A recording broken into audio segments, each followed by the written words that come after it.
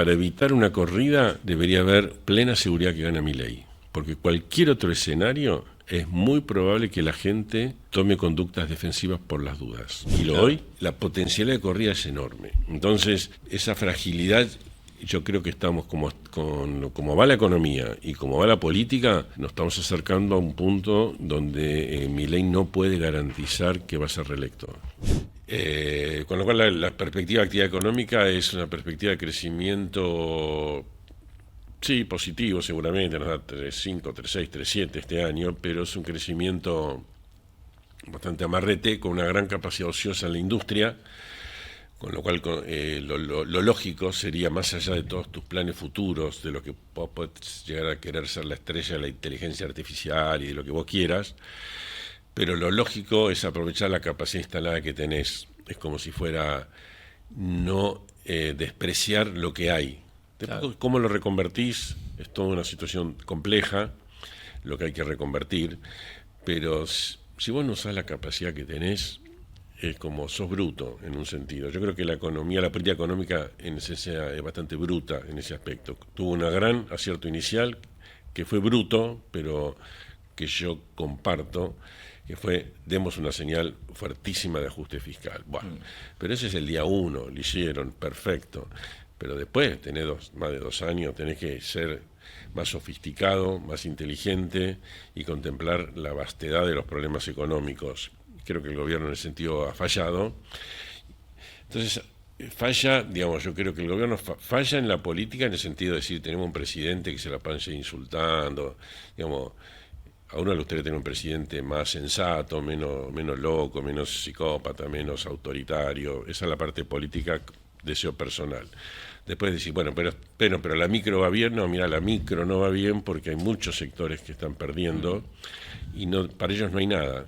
Y tal reconversión es hipotética. El tipo que pierde el empleo, por poner enfate, no va a laburar a vaca muerta ni va a laburar a inteligencia artificial. Va a hacer lo que Uber, lo que pueda, changas en el vecindario. O sea, no, ¿qué economía la micro va mal. Y la macro, sí, la macro también está claro, empeorando la parte fiscal, sí, alejándose de las metas previstas en su momento con el fondo, pero más allá de eso, Argentina tiene creciente pago de intereses y los va a tener si accedes a los mercados. Imagínate que si accedieras a un cupón, a un mercado al 8% contra un cupón del 3% que tenés de refinanciación de deuda. sí. Es decir, claramente necesitas aumentar el superávit fiscal y el gobierno apenas si puede, pisando caja, mantenerse arriba del 1% de superávit fiscal, lo cual ya es una mala noticia. Y la parte cambiaria para mí es un desastre. Por más que el gobierno esté comprando dólares, la fragilidad es tremenda, porque están menos 14.000 millones de reservas negativas, reservas netas negativas, metodología del fondo, menos 14.000 millones. Tenés 120.000 millones de dólares equivalentes en pesos que pueden llegar a querer correr en caso de corrida. Tenemos la experiencia de elecciones intermedias. Imagínate lo que sería una elección presidencial donde Milei pueda llegar a perder, la corrida que se puede armar. Y lo único que tenés en materia cambiaria, lo único importante que tenés, es el supuesto apoyo de Bessent. Y lo marco, supuesto apoyo de Bessent en caso de corrida. Con lo cual es recontra frágil la situación cambiaria. Con un dólar real, además, esa es la parte nominal, porque necesitarías comprar 5 veces más de dólares de lo que tenés y aún no te alcanza para tener dólares positivos en caso de corrida, pero eso llevaría a comprar dólares y que el dólar nominal aumente. Pero además del dólar nominal que debería aumentar, el dólar real también sería conveniente que sea más alto, y eso está escrito incluso por Sturzenegger en otros momentos, que decía que escribía, que investigó con Levi Yeyati cómo las economías emergentes crecen más con dólar alto. Hay mucha literatura al respecto y evidencia. Pues decir, mira, el dólar alto sería una protección para muchos, no para todos, y te facilitaría la transición. Entonces no seas tan bestia. Y dado que no podés bajar el costo argentino, porque no podés obligar a las provincias a que echen gente para que bajen ingresos brutos, porque la gente se queda sin laburo, no podés hacer la ruta de la noche a la mañana para que no haya baches Y entonces tenés todos los costos logísticos, todos los costos de malos impuestos, no lo vas a poder cambiar, no puedes bajar impuestos porque la situación fiscal es frágil. Entonces, asumí que tenés un costo argentino que lentamente quizás puedas mejorar. Y entonces asumí que necesitas un dólar más alto para que todo sea más llevadero y posible. Bueno, el gobierno no hace nada de eso. Entonces, diríamos que estamos en problemas. Pero supongamos que Milei dice, y Milei está parado en tengan paciencia, o sea, no te está diciendo, mira, voy a hacer algo de lo que vos ves críticamente desde el mercado cambiario a medidas sectoriales. Pará, sí. Si no agarra, digamos, más allá de que bajó un poco las tasas de interés y estamos viendo que la morosidad sigue para arriba, los bancos no prestan, la tasa de interés a la que presta la activa que prestan los bancos no está bajando, se mantiene, porque no prestan, tampoco les interesa demasiado. La pregunta es, si hace esto, nada, poco, ¿qué economía para el resto del año tenés? Una economía bastante chata, hay un cierto crecimiento. Nosotros estimamos 3,7, 2 es de arrastre. Pero en los sectores... Bueno, porque hay los sectores que tiran para arriba, incluyendo el agro. Yo cuando te pregunto qué economía, es una economía que no... Los ingresos, el movimiento. El salario real es muy difícil que aumente. Si aumenta va a ser poquísimo porque ahora están logrando que pasen del 1 al 2 las paritarias.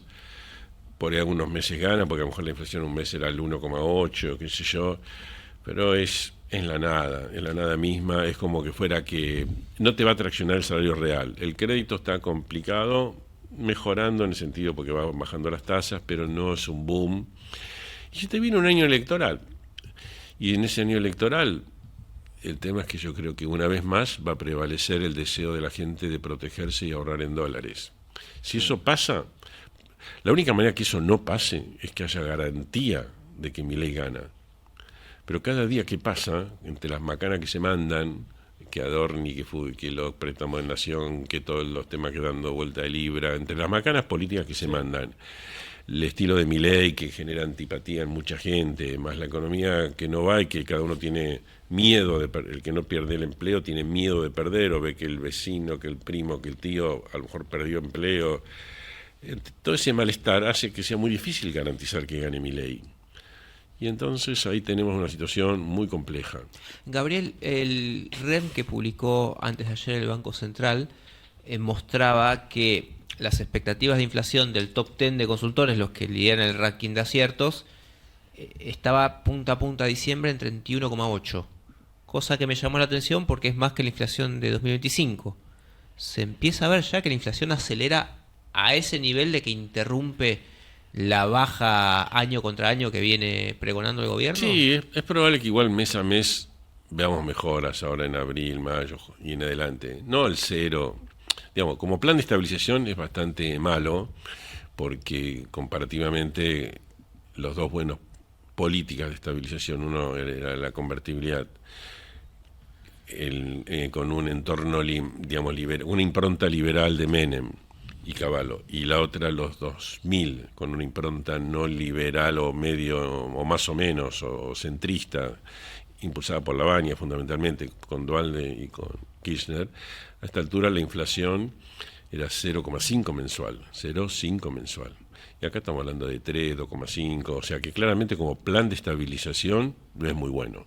Pero hay una tolerancia a la inflación, hay una tolerancia, con lo cual si la inflación en unos meses es 2 o 1,8, yo creo que eso al gobierno le viene bien, y con eso no, en términos políticos, sigue siendo un activo del gobierno. Pero de todas maneras la política monetaria es una política acomodaticia, o sea, ellos registran que la demanda de dinero cae o no sube y no hacen nada. Si hubiera una política monetaria antiinflacionaria, la tasa volarían, pero ellos, como no quieren perjudicar más el nivel de actividad, se acomodan, o sea, terminan teniendo la política monetaria pasiva típica de la Argentina. La inflación es la que es, según aumentan el dólar, los salarios, los márgenes, la nafta, la carne, los regulados, es la que es, y monetariamente la vas aceitando, y entonces vos confiás que no sea alta porque no emitís para el fisco, y confías que no sea alta porque en algún momento la carne se dé vuelta o porque otros factores se den vuelta, y la vas piloteando, que no sea alta a la Argentina, ¿no? Como considerando Argentina. Entonces, si es menos del 2%, yo creo que para el gobierno ya está bien y ya arrió la bandera de una desinflación rápida, no la sostiene. Y esta idea de, bueno, la baja de tasa, que ya está sostenida en los últimos meses, o en el último mes y medio, a expensas de tolerar un mayor nivel de inflación, ¿cuándo pensás que puede pegar en un mayor nivel de actividad? Si es que puede tener algún efecto en esta actividad planchada. Se supone que sí, digamos, la tasa es dólar dependiente, ¿no? O sea, la tasa no juega contra la inflación para el gobierno, o sea, es como, digamos, es como siempre en Argentina, la tasa depende de cómo está el dólar. Si el dólar está tranquilo, pueden bajar la tasa. Si el dólar no está tranquilo, tienen que subir la tasa. Es mentira, fue mentira en su época. El inflation targeting, hubo muchos casos donde, viste, decían que subían la tasa por inflación. Cuando subían la tasa era porque el dólar se estaba calentito y cuando bajaban la tasa era porque el dólar estaba tranquilo. Y es la misma historia siempre, desde hace 50 años. Entonces, en la medida que el dólar está tranquilo por distintas circunstancias, y es una buena noticia para el gobierno, por lo menos, y para la tranquilidad de que la inflación no se va a disparar. O sea, mientras vamos a ponerlo así, si el dólar está tranquilo, la inflación no se va a disparar. A lo sumo estará ahí, rondando por otros factores, que la nafta, que la carne, que no sé qué. Ahora, el dólar está tranquilo hasta que deje de estarlo eventualmente un día. ¿Sí? ¿Qué factor hoy podría dar vuelta el dólar? La tranquilidad y básicamente la dolarización de la gente. Es un problema de stock. De flujos que es permanente, digamos. De flujos estamos bien, en el sentido que no hay un problema manifiesto. Si tenés el dólar ahorro que te lleva 2.000 millones por mes, tenés el turismo que siempre va a tener su estacionalidad negativa, tenés importaciones que a veces bajan por la actividad, pero que están siendo fogoneadas o impulsadas y mantienen cierto nivel de consumo bastante aceptable por las importaciones, aunque sufra el productor local, y tenés buenos niveles de exportaciones, etcétera, que compensan las salidas, algunos que otro ingreso de capitales, algunas ONs, etcétera. Entonces más o menos ahí la vas llevando.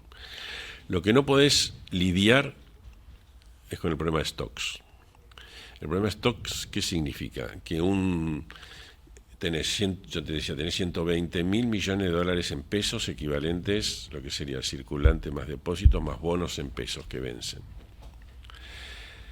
Cuando a la hora de que llegue la contienda electoral, si llegara a haber alguien competitivo contra Milei, cualquiera que sea de derecha o de izquierda, puede ser de alguien designado por Macri hasta Kicillof, ponele. Quien a vos se te ocurra, cualquiera que no sea Milei, a mi juicio, va a despertar la percepción de que el dólar va a estar más alto en el futuro.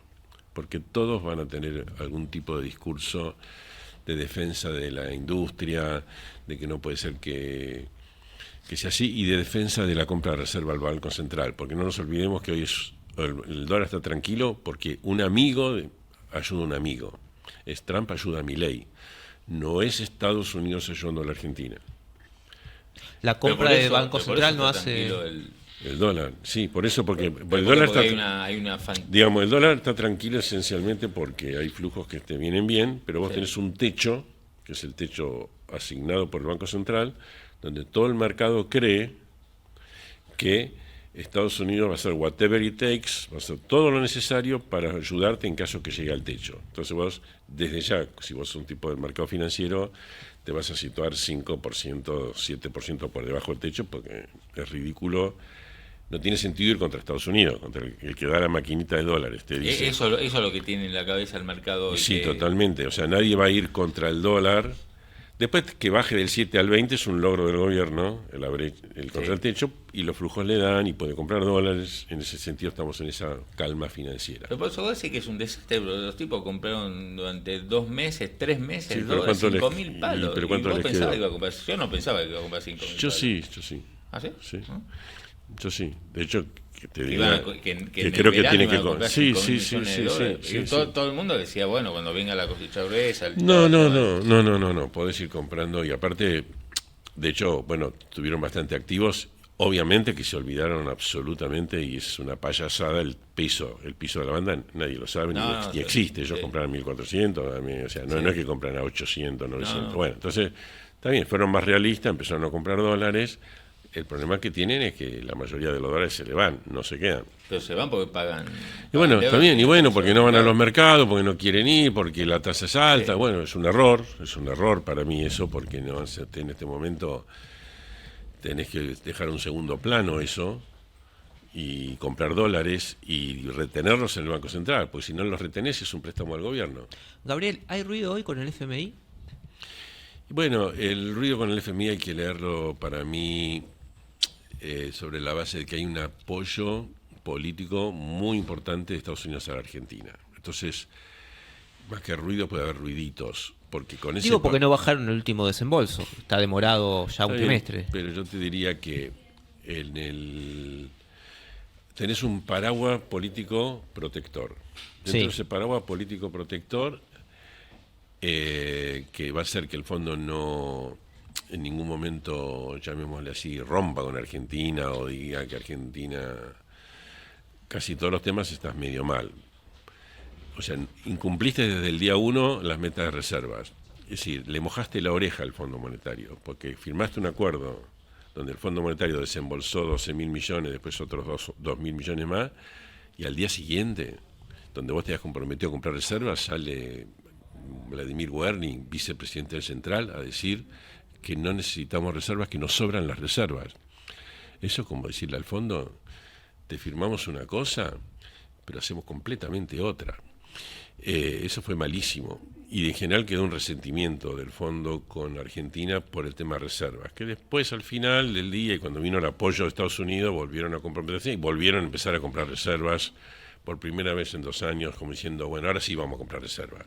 Todo ese discurso de Milei, de que no necesitamos reserva, que no vamos a comprar reserva, en un momento que vamos a comprar solo en el piso, que está todo pensado para que sea así, todo eso se fue al demonio, no existe más. Entonces, tenés algo en la materia de reservas siempre es frágil, nunca cumple Argentina, siempre es un punto de disputa con el fondo, y en materia fiscal te prometiste 2,5 y ahora te estás prometiendo 1,3, 1,5 en el presupuesto. O sea que informalmente se dice que al fondo le dicen que es 2,2, informalmente, pero digamos que hay un malestar, se puede decir en la línea y en el devenir, pero que ese malestar no se va a transformar en algo importante porque hay un paraguas político protector que lo da Estados Unidos, que es el que manda en el fondo, ¿no?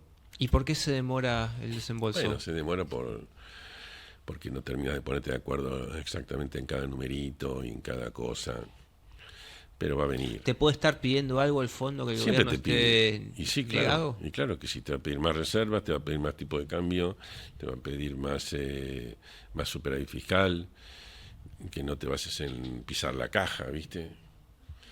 Y entonces, y bueno, todas esas cosas demoran, llevan su tiempo. Y todo esto, siempre me sorprende que vos te conocí un hombre de lo más ortodoxo de la City, de los economistas de mercado, y me sorprende escucharte tan crítico de un gobierno que justamente hace del equilibrio fiscal su principal bandera, después a partir de ahí el resto, digamos, ¿no? Es que lo que pasa es que yo sigo felicitando al gobierno y lo felicité desde el día 1 y me putearon por eso de muchos lugares. Felicité al gobierno por el ajuste fiscal que se mandó el primer mes. Es lo que yo hubiera querido hacer con Massa. No pude para nada hacer eso, aunque bajamos 2 puntos el déficit a lo largo de los meses, encuadramos con el fondo la situación. Después de esos 2 puntos que bajamos, vino la sequía que nos perdió 1 punto, la peor sequía de la historia argentina. Pero Massa cuando te convocó, llegaste, te dijo, sí, vení tranquilo, Gabriel, que vamos a hacer juntos el ajuste fiscal. Sí, vamos a hacer el ajuste fiscal, no lo vamos a hacer de golpe, pero lo vamos a hacer. Primero el objetivo es, nos encuadramos con el fondo. Como diciendo, no vamos a ser más papistas que el Papa, el fondo nos pide esto, vamos a cumplir con el fondo, no vamos a ir más allá, que es lo que yo quería. Pero estábamos desmadrados. Pasamos el déficit fiscal de 4 a 2. Hacer 2 puntos de ajuste fiscal en una coalición donde Cristina quería maximizar el déficit y en parte lo echó a Guzmán porque Guzmán quería bajar un poco el déficit, Cristina lo quería llevar a 4,3 y nosotros lo bajamos a 2 y Cristina lo aceptó. Bajamos a 2. Después pasaron cosas. La sequía nos restó 1 punto. Nosotros le pedimos al Fondo Monetario que no alteremos la meta fiscal para dar una señal de fuerza, cuando la evidencia era que era muy difícil cumplir las metas por la sequía. Después hubo medidas profiscales de 0,6 y medidas antifiscales, que fue el plan Platita de 0,6, que se compensaron entre sí y que terminó el año en 3% de déficit.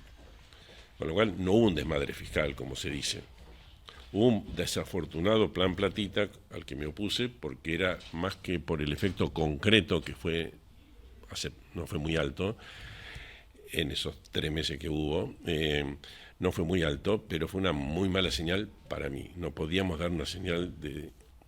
Por más que había enojo con el fondo, porque nos obligaron a devaluar mal, no nos ayudaron, por todo lo que vos quieras, había la campaña electoral, los focus group le decían a Massa tenés que poner plata en la calle, si no, no revertís las pasos.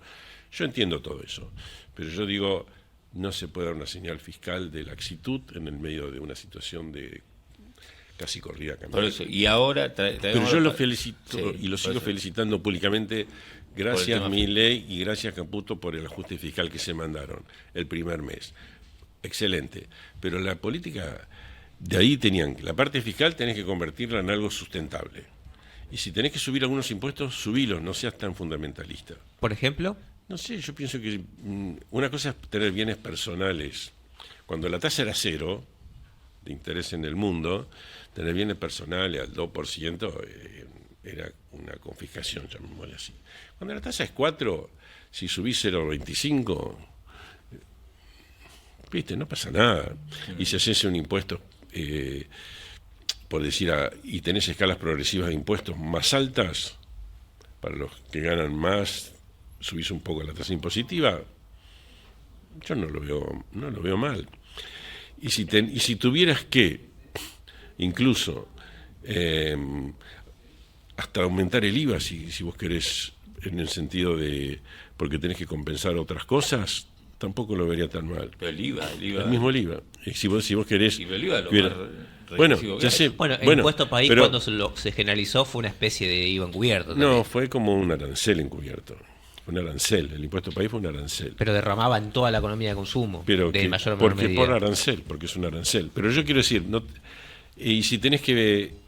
Lo que pasa es que, claro, sí, el dólar relativamente barato te obliga a bajar retenciones, el dólar más alto no te obligaría a eso, con lo cual ya fiscalmente estarías mejor. El dólar más alto te daría las industrias más expansivas, como se demostró en otras circunstancias en Argentina, con lo cual también recaudarías más. Entonces, pero imagínate vos subir el IVA, si estamos hablando de... Te digo que en ese caso, si vos decís, si vos estás determinado a bajar determinados, a tener un superávit mayor y no podés bajar más ciertos gastos, porque también tenés que decir, bueno, tengamos un plan concreto para las rutas, para, digamos, para otros, cómo viene el tema de las provincias y demás. Hay que ver cuánto vos podés pisar el gasto. El tema de las universidades, bueno, si la ley te obliga a financiar universidades, más allá de que quieras, no quieras, que discutamos, que no discutamos. Bueno, entonces vos tenés bastante inflexibilidad en muchos temas de gasto. Yo privilegiaría el superávit, aumentar el superávit. Yo preferiría que el gobierno aumente el superávit fiscal, aunque tuviera que cobrar impuestos para eso. Y aunque eso te pegue también en la actividad. Bueno, en un momento te pega un poquito en la actividad, sí. Pero eso creo que hace a mantener una expectativa más fuerte de baja de riesgo país, combinado con una compra de reservas importante, que al final te dinamiza un poco más las cosas. Pero más allá de esa discusión, si es un puntito más de superávit o no, yo creo que no tenés que tener una actitud fundamentalista en cuanto al tema de impuestos, porque después ¿qué hace? Después pisa los gastos y no paga la deuda, o demoran lo que pagaban en 60 días, pagan en 120. O sea, ¿Qué gracia tiene eso? Si yo soy Caputo acá o Milei y te che, mirá, a ver, escuchame a Rubinstein, subís el IVA, el dólar un poco más, digo, para los fundamentalistas en lo fiscal en este momento, subís el IVA. Subiría primero ganancias, ¿no? Subiría ganancias. Ganancias.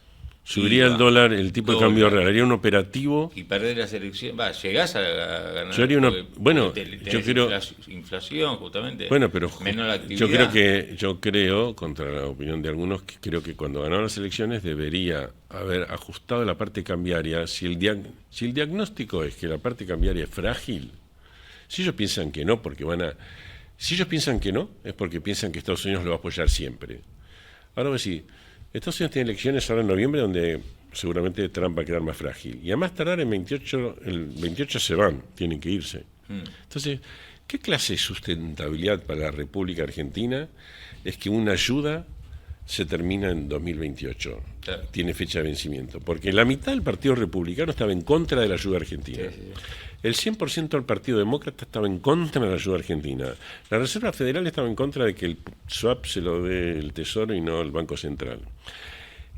El swap que le dieron a Argentina rápidamente se recompuso, hicieron un cash out, habrán ganado 100, 200, 500, pero había una orden de terminar con eso, mostrar una cierta ganancia y chau, y tildar el problema, porque le estaba creando problemas políticos. Entonces, ¿cuánto es? ¿Qué clase de sustentabilidad es que el sistema cambiario dependa de la ayuda de un amigo cuando el otro amigo seguramente se va y cuando ¿qué va a hacer Besen cuando, suponete, enfrentado a la situación de decir, che, Milei, vos no me podés garantizar que ganás? Suponete, ¿no? Que estamos en junio del año que viene. No me estás pudiendo asegurar que ganás. Mirá que yo te ayudé y vos no me lo podés asegurar por lo que sea. Yo te voy a vender a 1.700 al techo y a lo mejor gana otro y tengo que comprarle a 2.500. Bessent puede verse en la situación de terminar preso por hacerle perder a Estados Unidos 2.000, 3.000 millones de dólares. Porque a lo mejor la corrida acá son 20.000, 30.000 millones de dólares, no es 2.000, 3.000. Entonces, ante una corrida enorme y Besen para poner la plata, te quiero ver. Entonces, y para evitar una corrida el año que viene, digamos, para evitar una corrida debería haber plena seguridad que gana Milei, porque cualquier otro escenario es muy probable que la gente tome conductas defensivas por las dudas. Porque es muy probable que cualquier candidato opositor a Milei, aunque sea de derecha, suponete que sea una derecha, sea algún gobernador simpático, alguien carismático, que sea, es muy probable que su discurso tenga dos componentes. Protejamos lo que existe, que al buen lector será la industria necesita un dólar más alto, y la otra va a ser compremos reservas porque nosotros no podemos depender de la ayuda de un amigo que es un dedo neroniano, como decía Trasera cuando hablaba de los desaparecidos, decía, no podemos depender de que un tipo haga así o haga así, porque si por alguna razón ese tipo hace así, en 3 semanas acá tenés una corrida cambiaria, a pesar de que está todo tranquilo claro. Hoy, la potencialidad de corrida es enorme. Entonces, esa fragilidad, yo creo que estamos como va la economía y como va la política, nos estamos acercando a un punto donde Milei no puede garantizar que va a ser reelecto.